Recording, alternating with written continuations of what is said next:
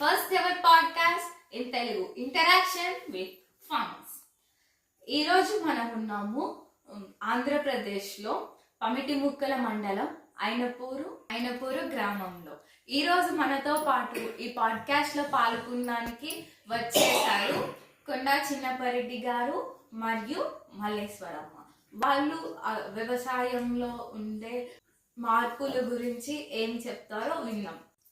So తాతయ్య, మీరు వ్యవసాయం ఎన్ని సంవత్సరాల నుంచి చేస్తున్నారు?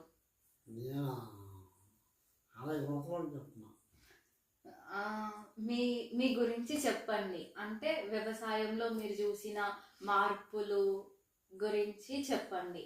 అప్పటి వ్యవసాయానికి ఇప్పటి వ్యవసాయానికి. అప్పుడు వ్యవసాయం బాగుండేది, సొంతంగా చేసేవాళ్ళని, చెరికేసి తోలుకొని కొట్టుకొని డబ్బులు బాగా వచ్చాయి. ఇప్పుడు ఏముంది, ఇప్పుడు కూలీలు దొరకలేదు, వ్యవసాయం బాగా వస్తలేదు, పెద్దగా గిట్టుబాటు అవ్వట్లేదు.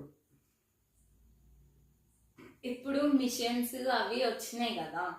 సో అమెరికాలో అట్లా ఫారెన్ లో అట్లా చేసినప్పుడు మిషన్స్ తో చేస్తారు కదా వ్యవసాయము. అదే మన ఇండియాలో రైతులు దాన్ని మంచిగా తీసుకున్నారు అని మీరు అనుకుంటున్నారా? టెక్నాలజీ గిట్టుబాటు అవ్వదు వ్యవసాయం. కానీ తొందరగా అవుతుంది కదా వ్యవసాయం తొందరగా కానీ గిట్టుబాటు అవ్వదు. మనకి అప్పుడు మ్యాన్ పవర్ తో పని ఉండదు కదా, తొందరగా పంట చేతికి వస్తుంది కదా. చేతికి వచ్చింది, ఇన్కమ్ తగ్గింది. మరి అట్లాంటప్పుడు మన దగ్గర లేబర్స్ ఉన్నప్పుడు లేబర్స్ కి ఇస్తాం కదా డబ్బులు, అదే మనం మిషనరీకి పెట్టుకుంటున్నాం కదా, ఆ ఖర్చుని తీసి. లేబర్గా డబ్బులు ఇచ్చినా అప్పుడు ఇన్కమ్ ఎక్కువ వచ్చింది. కోతకోతున్నాం అనుకో, ఎకరానికి 4 బస్తాలు రాలిపోతున్నాయి. మిషనరీతో చేస్తే ఏది వేసినా కానీ లాభరాయితీ ఉండదు. కాకపోతే తొందరగా పనులు అయిపోతాయి. అది జనం లేరు కాబట్టి తప్పదు. అది గిట్టుబాటు అయినా కాకపోయినా తప్పదు, వ్యవసాయంతో పని చేసుకోవాల్సిందే. మీరు చెరుకు గురించి మాట్లాడారు కదా, చెరుకు పంట గురించి నాకు తెలిసినంత వరకు మీరు వేసే పంటలు పేర్లు ఒకసారి చెప్పండి. చెరుకు, వరి, పసుపు, అరట్లు రకరకాలు ఉంటాయి.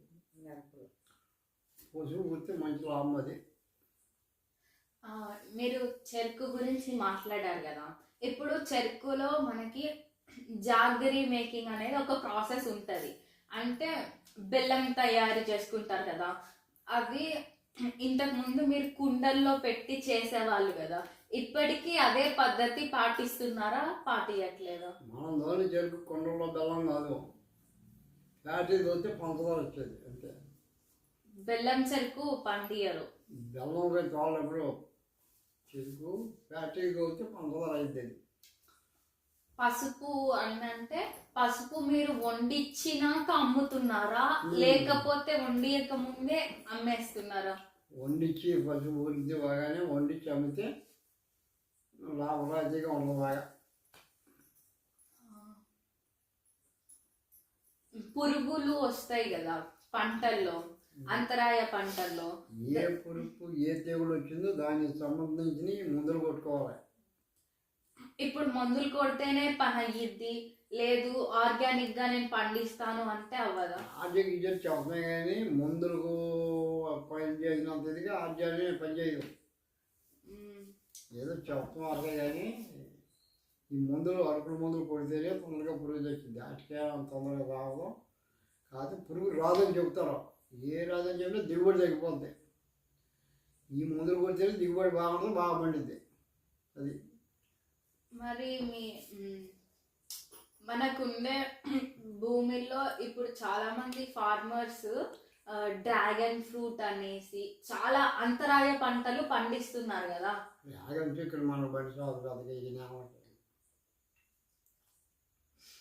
అదేం తాత అట్లా అంటావు? మొన్నే కదా పండించింది డ్రాగన్ ఫ్రూట్. అది పంటలు మనకు బాగా ఏదో వేస్తున్నాయి కానీ బాగా దిగుబడి తగ్గిపోద్ది. అనుభవం బాగా పండిద్ది. అంతరాయ పంటల గురించి మీరేమంటారు? అందరూ జాతర చేసుకుంటే గిట్టుబాటు బాగానే ఉంటాయి. కొంతమంది పువ్వులు సాగు చేస్తారు కదా, అవి కూడా ఎక్స్పోర్ట్ కి మార్కెట్ ఇప్పుడు మంచి రేట్ లో ఉంది కదా, దాని గురించి మీరేమంటారు? మనం పూలు ఎప్పలేదు, పూల తోటలు కూడా మంచి గిట్టుబాటు అంటారు. నేనైతే ఎప్పుడైనా అయింది మనకు తెలియదు కదా. మీరు చెరుకు మంచి గిట్టుబాటు అయింది కదా? చెరుకు చాలా బాగా గిట్టుబాటు అయింది. పూలు పెద్దగా గిట్టుబాటు లేదు. కింటాల్ లెక్క కూడా మంచి రేట్ వచ్చింది అని నేను విన్నాను. చాలా బాగా గిట్టుబాటు అయింది. ఫ్యాక్టరీలో సొంతంగా తోలుకొని ఎడ్డు బండి పెట్టుకొని ఎన్నో బాగా గిట్టుబాటు అయింది. వాళ్ళు లేరు, లేబర్ చెరుకుంటే వాళ్ళు లేరు. ఫ్యాక్టరీ కూడా పెంచుతున్నారు రేట్లు. ఇక్కడేమో రేట్లు పెరిగిపోయింది బాగా. అందరూ గిట్టుబాటు అవుతుంది. అది అప్పట్లో మీకు గీదలు ఉండేవి కదా, సో గీదలు ఉన్నప్పుడు ఏంటి అని అంటే సమ్మర్లోనే మనం పెంట పోగు అనేది పొలాల్లో తోలేసుకునే వాళ్ళని, దాని ఎరువు మెన్యూర్ లాగా మన చెట్లకు ఇచ్చుకునే వాళ్ళని.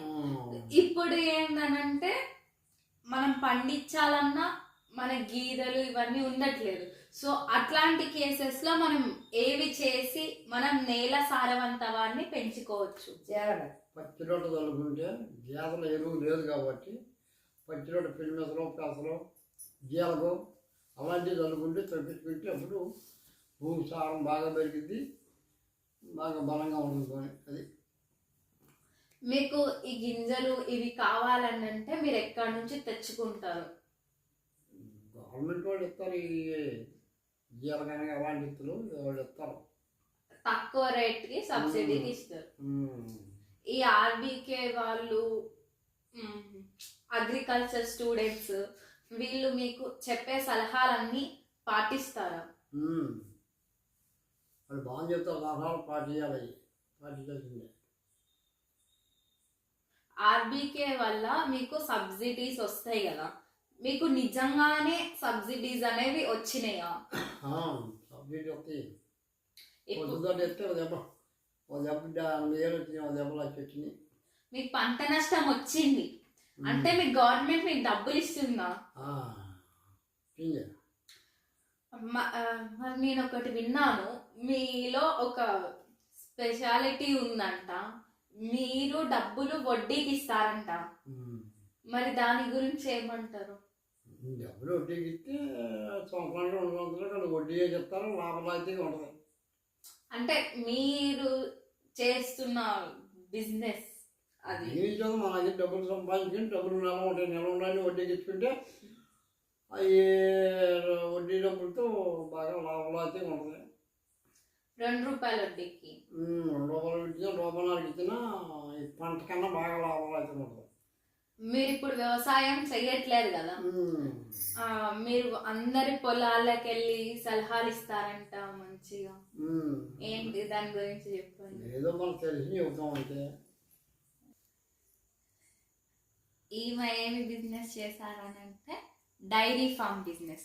సో డైరీ ఫామ్ బిజినెస్ గురించి అడిగి తెలుసుకుందాం. సో మీ దగ్గర ఎన్ని గీదలు ఉండేవి? 2 గీదలే? 5 గీదలు అప్పుడు చేయొద్దు, 2 కన్నా ఎక్కువ ఉండేవి కాదు. మేత అవన్నీ ఎవరు కోసుకొచ్చేవాళ్ళు? మేము కోసుకొచ్చుకునేవాళ్ళం. మళ్ళీ మీకు డైరీ ఫామ్ వల్ల లాభం వచ్చిందా? కేంద్రానికి పోసే కన్నా ఇళ్ళ కాడకు వస్తేనే లాభం వచ్చేది. లీటరు 30 రూపాయలక? అప్పుడు అంతే, 30-40 కన్నా ఉండేది కాదు మేము చేసేటప్పుడు. మళ్ళీ మీ చావిడి దగ్గర గీదెలది ఒక సంపులాగా ఉంటుండే కదా, అవన్నీ మంచి చెట్లుకి పోతుండే కదా ఎరువు మొత్తం, ఆ భూమిలో చేసిన వ్యవసాయం మంచిగా వచ్చిందా మీకు? మంచిగానే ఉంటుంది. ఇదంతా పేడ పొలాల్లో పోసుకుంటే పంటలు బాగా పండాయి. నేను ఒకటి విన్నాను, మీకు ఒక హాబీ ఉందంట, ఏంటంటే మీరు గింజలన్నీ మంచిగా స్టోర్ చేసుకుని పెట్టుకునే వాళ్ళంట, దాని గురించి చెప్పండి. చెట్లకి కాపిస్తే కాయలు అవన్నీ ముద్ర పెట్టుకుని గింజలు నిలవ పెట్టుకుని ఉండేదాన్ని. ఎవరిని అడిగితే అందరూ ఇస్తూ ఉండేదాన్ని. బెండ గింజలు అనగా, బీర గింజలు అనగా పొట్టకాయలు అవన్నీ కాపిచ్చేదాన్ని అన్ని దాచేది అందరికి ఇస్తూ ఉండేదాన్ని అడిగినాక అందరికి. మీరు ఇచ్చే బెండకాయలు చాలా పొడుగ్గా పెరిగేవంట.